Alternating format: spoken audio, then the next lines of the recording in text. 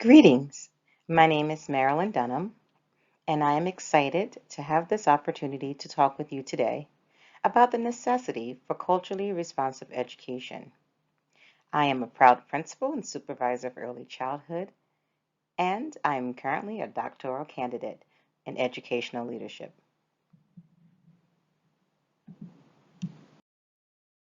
Today's schools throughout the United States are more diverse now than ever before. In 2008, approximately 59% of the enrolled students were white. 10 years later, the number dropped to 52% due to Latinx and Black enrollment increases. Before the middle of the 21st century, minorities in America will be the majority. Although there has been and continues to be significant growth in minority students, the teaching force continues to be predominantly white females. Such a diversity gap requires a shift in pedagogy, school culture, and climate. This shift is required to meet the needs of all students by intentionally infusing culture across the curriculum and throughout the school. Thus, the necessity for culturally responsive education is apparent. Here you'll see the teaching breakdown of 2015 and 16, and the majority of the teachers in our public schools in America were white females and remain the same today.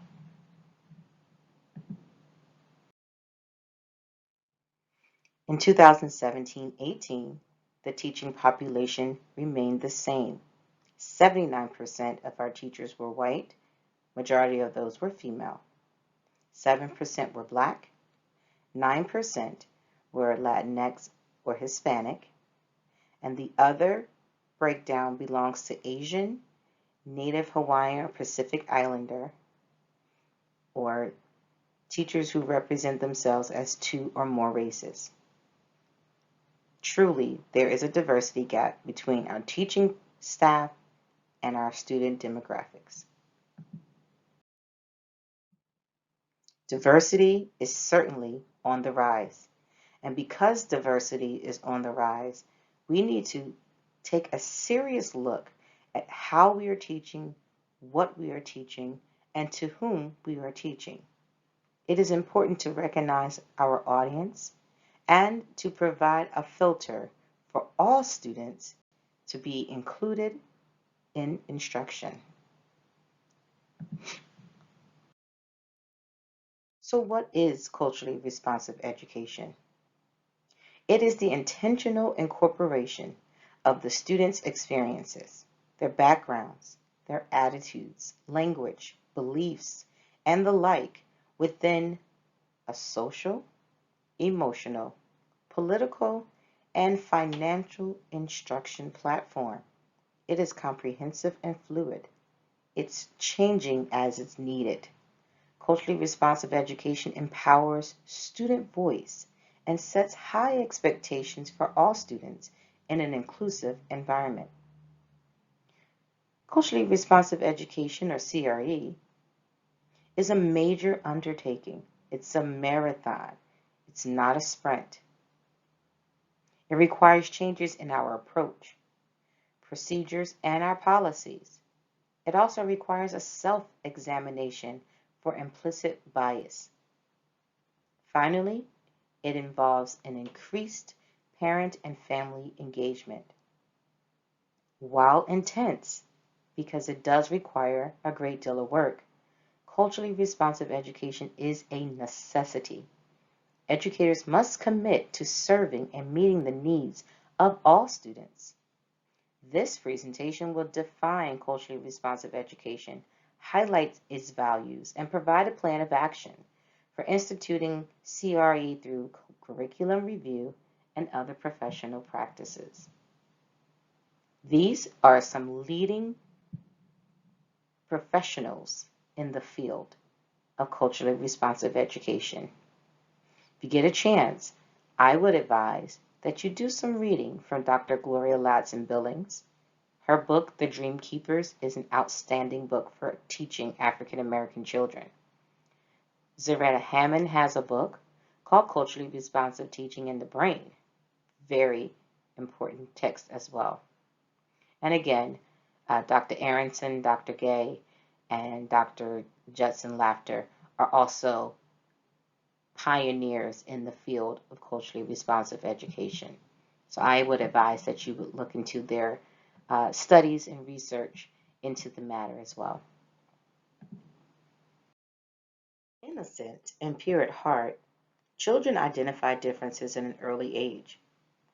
They can see differences in gender, race, ethnicity, body type, hair language, and so on. Children are naturally curious and inquisitive, yet not judgmental. They are capable of seeing that others look different, sound different, but they still have the desire to want to play, socialize, and learn from other children. Common errors that educators and parents make is to teach children to be colorblind and to silence children's questions regarding race. To be colorblind is to no longer see color, yet color is a physical trait to be celebrated. To take away such a large identifier is to remove a portion of a person. For an African American child, to be colorblind is to no longer see the child. Silencing a child's questions creates an environment where race and culture become taboo. We have to teach our students to be successful members of society by working with and understanding all people. Otherwise, we teach bias. We teach our children to form bias due to ignorance. Untaught yet learned experiences are generated through the hidden curriculum. What is the hidden curriculum in our buildings, in our schools, and in our classrooms? It's the way the adults respond. It's pictures and posters around the room. Books. Can children see themselves? Images, attitudes teach students to identify what or who is important. The role of educators as social justice agents is to help all students feel welcome, significant, and respected. We have to break from a one-sided foundation and start gazing through a different, multicultural mirror which celebrates diversity and requires operating within a culturally responsive education. So there's the taught curriculum, the things that we expect our students to learn.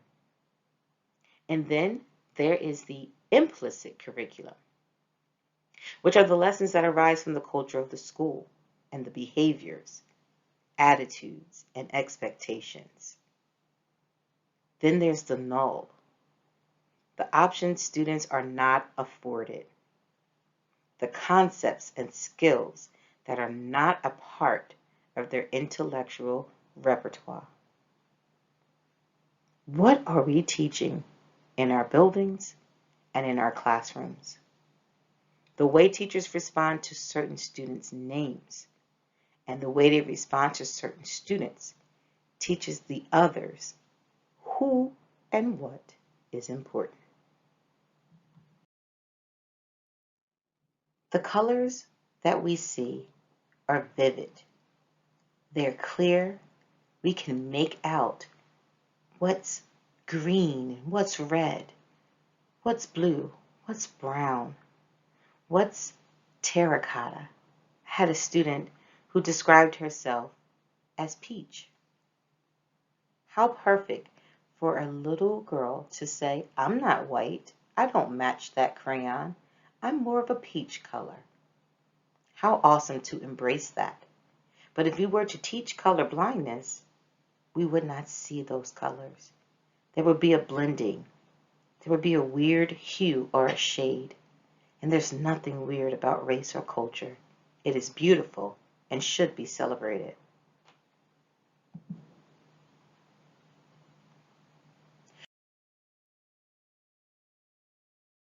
So knowing the complexity of racial and cultural identity development, classrooms and schools have to be culturally responsive. It has to be intentional and embedded. The primary purpose is to provide experiences and celebrate diversity to affirm every child, family, and community. Educators have to work to increase academic achievement through social, emotional, political, and financial education. We have to move beyond the surface of culture. Weaver speaks to moving beyond the tip of the iceberg of culture and working towards the deeper layers. Educational leaders are tasked with moving past the 5 F's of folklore, food, fashion, festival, flags, and famous people. We have to move past this surface. It requires us to take a deeper dive into beliefs and concepts like fairness and justice, into attitudes, communication styles, approaches to religion, problem solving, social norms and family, the elders. How are elders seen in this culture? We have to look at decision making, religion, problem solving. We have to research and discuss these matters within our classrooms. This is a break from the stereotypical art projects and costumes worn to demonstrate festivals and folk stories. We have to move past that. That's what makes culturally responsive education necessary for every classroom, regardless of the demographics.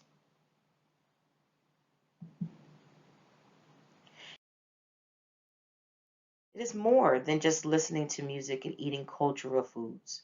We have to demand a deeper, more impactful digestion and celebration of diversity. So, to become an agent of CRE, educators have to first examine themselves. Self-examination reveals unconscious and implicit biases. These are hindrances for meeting the needs of our students. So how can I identify with my implicit biases? I highly recommend completing several implicit association tests designed by Harvard University. The link is included here on this slide. In order to discuss what our biases are, we have to be open and willing to accept that we have them. We all do. You have to discuss the outcomes of your association test and find out what you discover about yourself. As educators, and especially educational leaders, you have to provide space for all staff to engage in the difficult yet necessary conversations about race, culture, bias, and stereotypes. We have to remove the taboo. Our biases and stereotypes are formed from ignorance and limited exposure. Our behavior is thus affected by our bias. While we know that all people should be treated equally, our actions may be discriminatory and prejudiced. We have to include our families, thus the need for increased parental, family, and community involvement within our instruction and our education. What do you think some of your implicit biases are?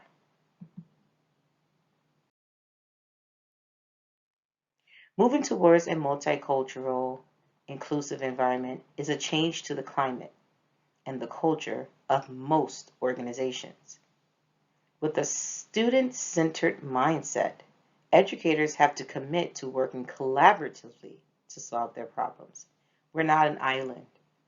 I know that in this current climate of COVID-19, we are practicing social distance, but we are in it together. There's no way we're going to survive if we do not rely on one another. We have to build professional learning communities. In order to do so, staff must have a conviction and a commitment to change. Professional learning communities all have to have a shared mission. Shared mission. What is the end goal here? This was borrowed from the New York City Department of Education, and it talks to what is needed in a culturally responsive environment. At the center is the student. We're in this business for students. Student agency and achievement. Surrounding them, school culture, development, and academics.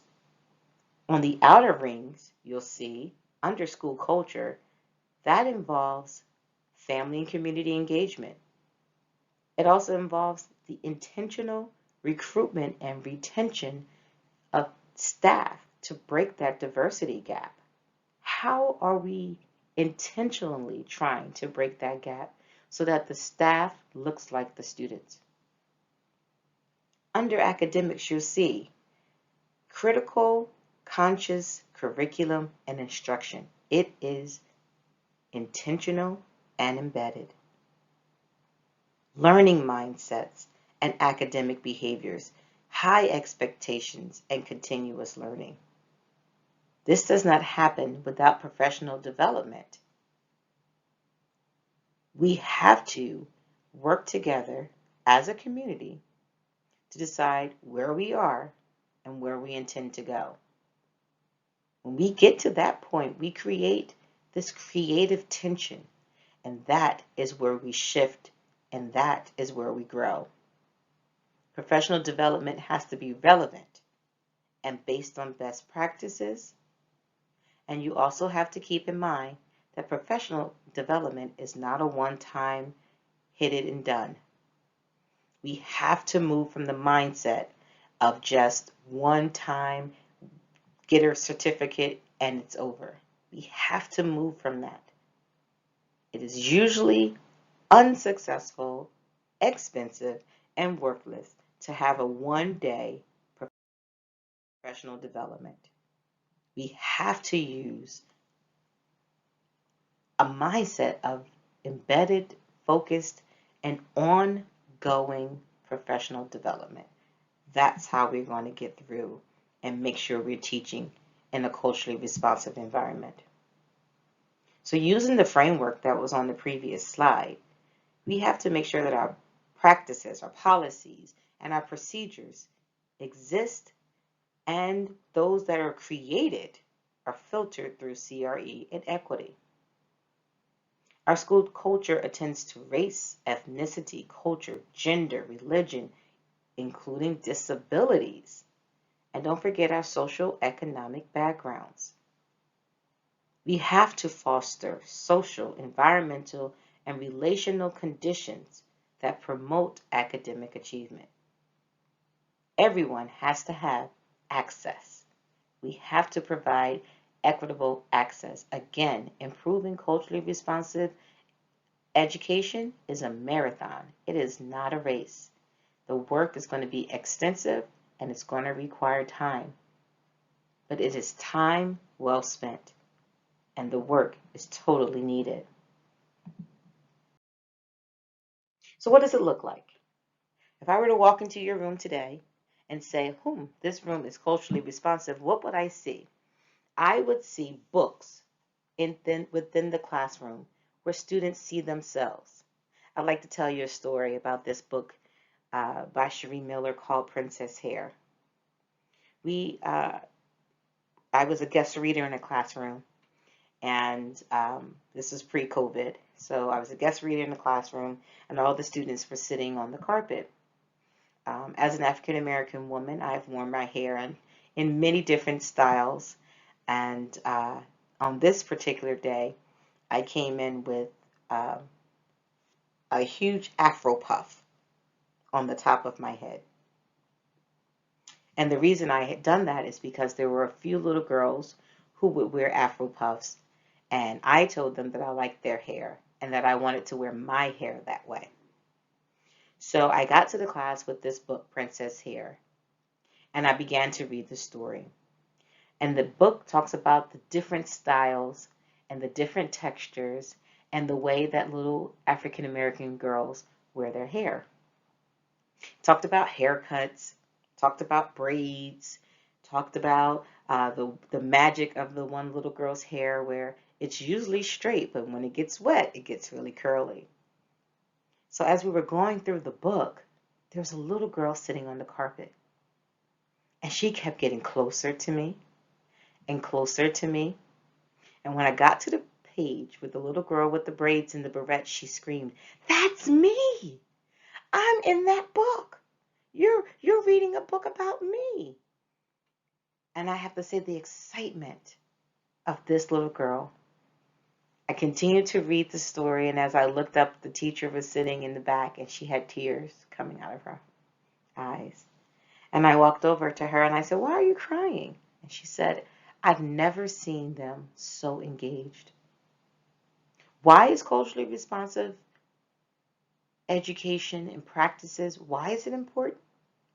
Not only did those African American girls see themselves in a book where they normally have not, it also brought the other girls. It brought the little Caucasian girl with the blonde hair to say, "Hey, I have blonde hair."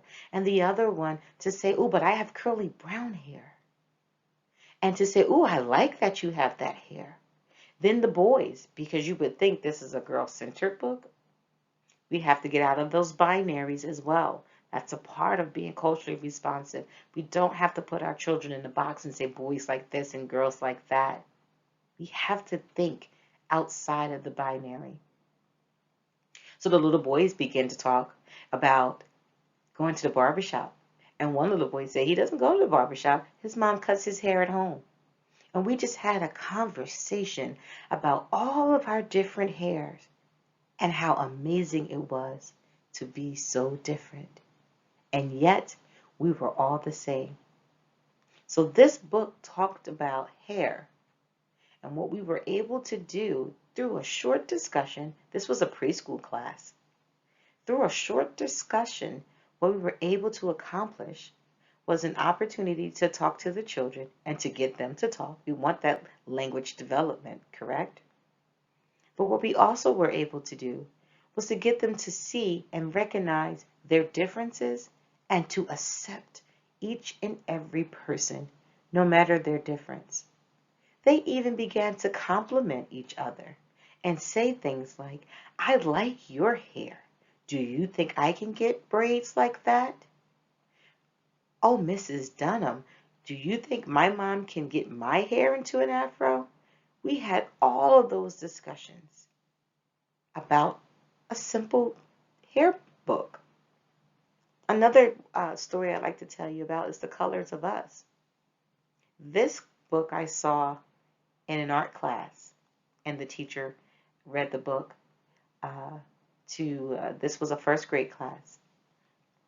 And she read the book, and then she had them create self-portraits where using primary colors, they created their own skin tone.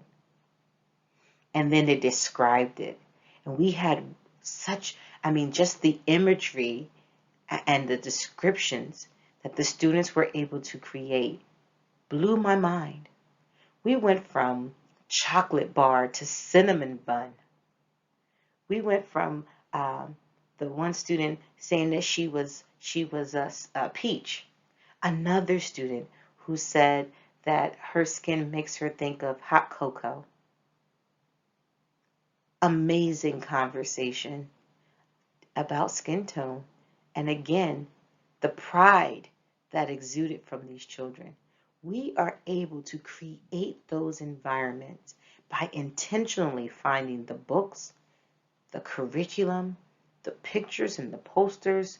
We are able to intentionally embed this within our instruction and still meet all of our goals and yet elicit a pride, an acceptance, and an inclusivity for all students within our classrooms. Here's a teacher, Bitmoji classroom. This is her reading library. And even in a virtual environment, using this setup, She's able to have students reading different books from home that are all multicultural. Again, an opportunity for our students to see themselves in the books that they read. There's no better way to make me feel valued and important than being included in the instruction and seeing myself. Be mindful of the selections that you make. Check with the author to see who wrote those books, because you want to make sure that we're not enhancing and supporting and promoting the stereotype. Be mindful of the books that you have in your class. Who was the author? If the author of that book is not coming from that culture, then read the book first and check for stereotypes. Check with someone from the culture. Google. Google tells us everything, correct? Check and see before you just start reading the books. Be mindful that we're not just posting athletes in our classroom. Let's not pigeonhole and box in our students that this kind of student can be a doctor or a lawyer, but all African American boys play baseball or basketball or football. You have to be like Kobe Bryant or LeBron James. And we love Kobe Bryant and LeBron James, correct? Oh, we do. Myself, I'm a Michael Jordan fan. I won't get into that. But we all love them, correct? But that's not the only image we need to show our students. That is one of the things you can become. You can also be an astronaut. Do we have pictures of a diverse group of astronauts? Because we have them. Do we have pictures of a diverse group of doctors and teachers?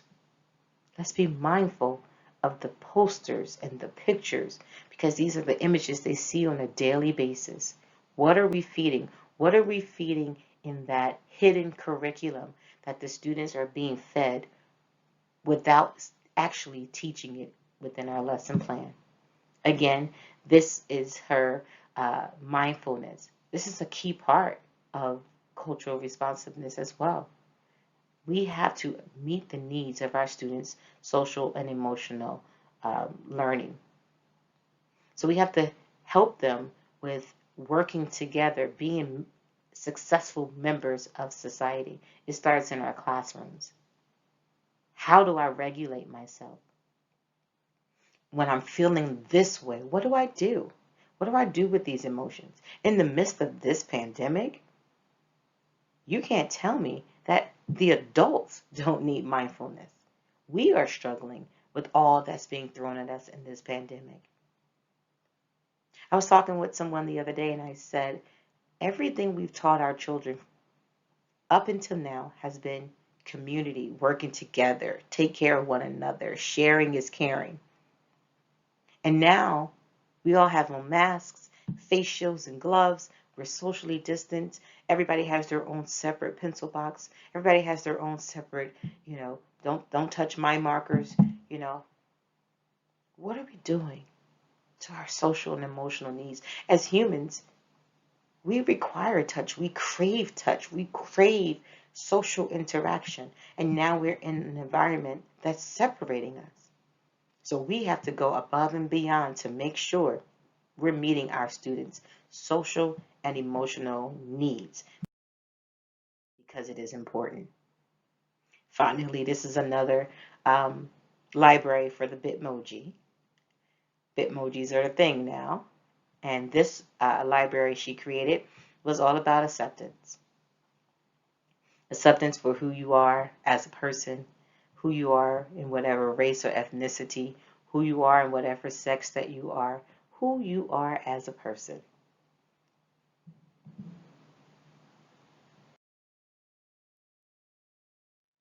How do we celebrate cultural responsiveness throughout the school? It's more than February for Black History Month. It's more than March. It's more than October.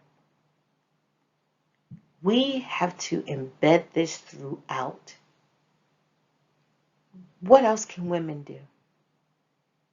Are women forced to be in that binary of this is what a woman's job is, this is what a role of a woman is? Women can do anything they want. Men can do anything they want. We have to be mindful when our children at the elementary level are going into the dramatic play areas and they're putting on little girls are putting on fireman hats.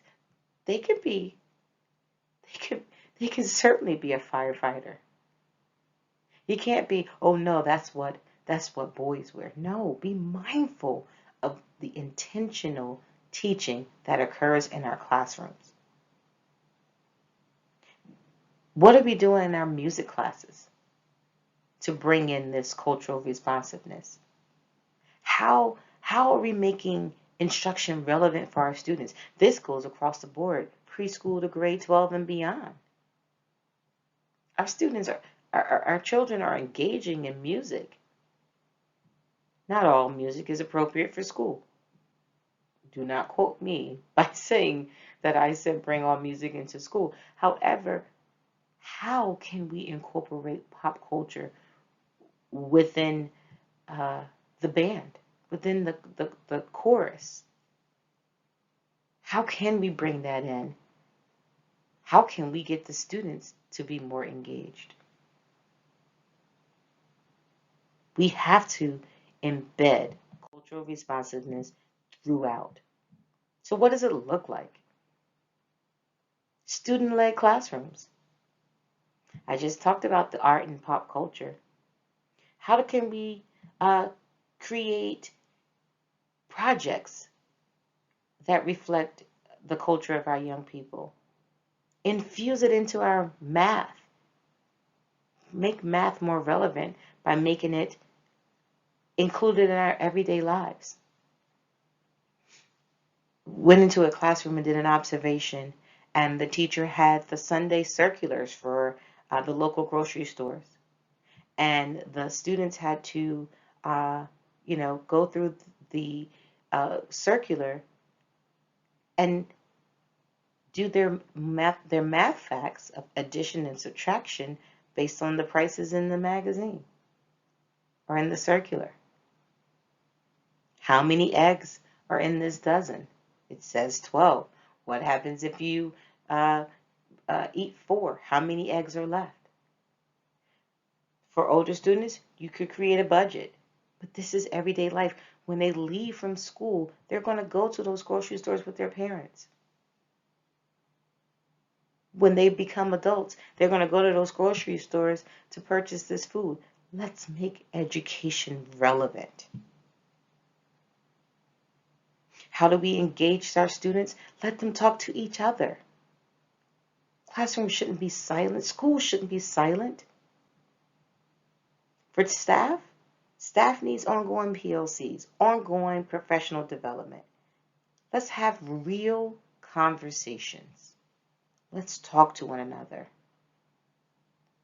Let's support one another. What does our data say to us? Which students, what population, what gender, what race of students has the highest discipline? Which category has the lowest achievement? What does the data say to us? And with that knowledge, where do we go from here? Please, please pay attention to cultural differences among monolithic groups. To say Asian can't encapsulate all Asian people because there's so many differences throughout. So we can't just lump them all together and say Asian because there's differences. And we need to be celebrating those differences.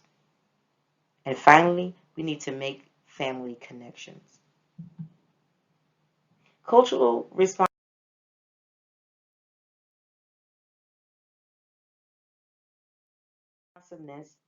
this is not, it's not a new phenomenon, right?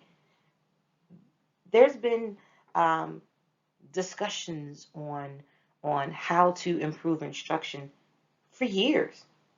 During segregation, teachers and students were of the same culture, right? Plessy v.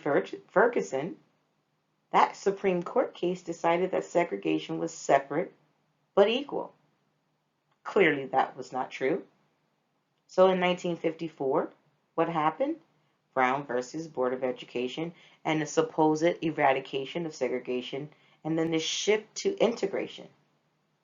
From that time to now, there has been a significant need for cultural responsive education. Why? Because all of our students need to be affirmed. All of our students need to feel valued, respected, and afforded the best education by the best teachers. That's you. That's you, educator. That's you, first grade teacher. That is you, special ed teacher. You are the best. And you have to give your students the best. Administrators, you're not exempt. It is your job, it is your role, it is our role to confront bias and to provide the foundation for culturally responsive education. We have to be equipped with the frameworks and the skills to teach all students because we already have the passion. There's nobody in education that doesn't have the passion because this is not the career to get rich, right? But we have to have that passion, that drive, and we need the skills to teach all of our students and to prepare them for a global society. That responsibility is ours. We must have more meaningful family and community engagement. We have to push past the surface and provide a means for a deeper dive into who we are. And not just a one-sided instruction,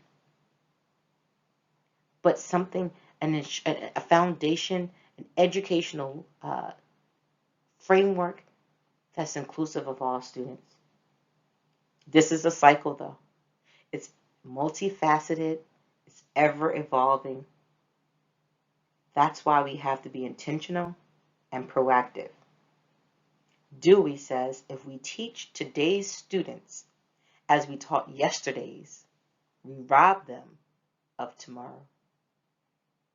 That's a heavy, heavy statement for the responsibility that lies on our shoulders.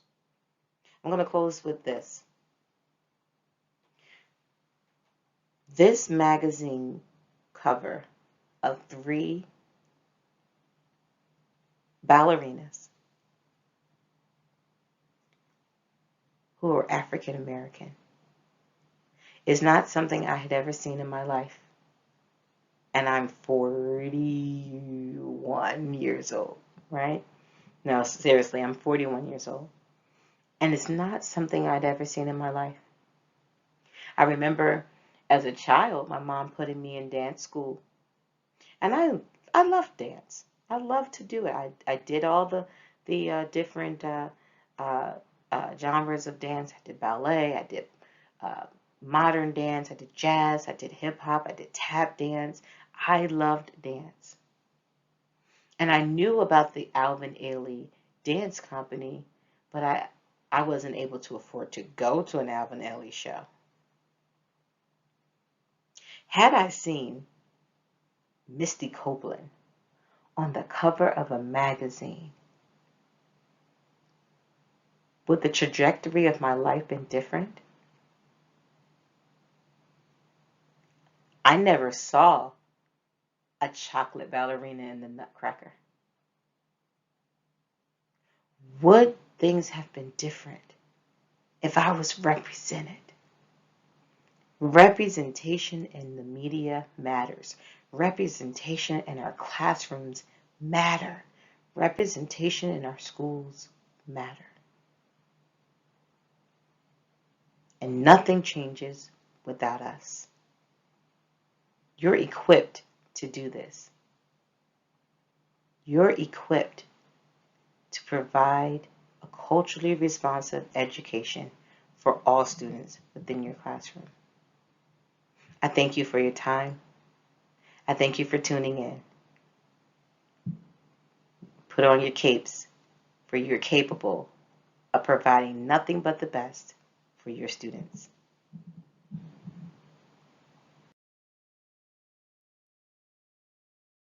You are the change agent. Continue to be proactive. Continue to inspire and to be passionate. This is you. You're capable. You're capable of engaging in self-assessment, reflection, and analysis. Be committed. Be a critical thinker. Work with others. Be a facilitator. Learn from others. Be a communicator. Share. Be willing to be comfortably uncomfortable in some conversations, in some learning and unlearning. You're the change agent.